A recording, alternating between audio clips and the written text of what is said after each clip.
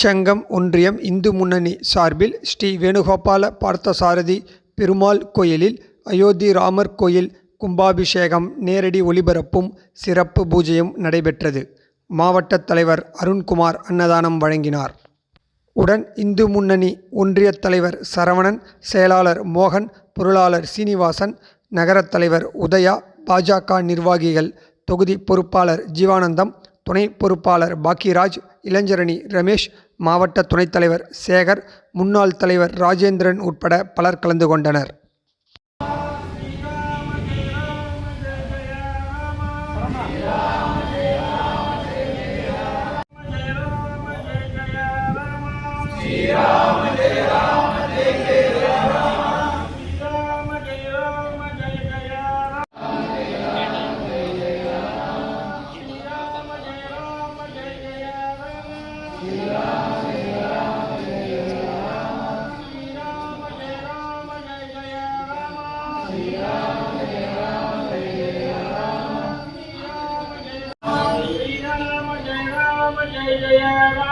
Jai Ram, Jai Ram, Jai Ram.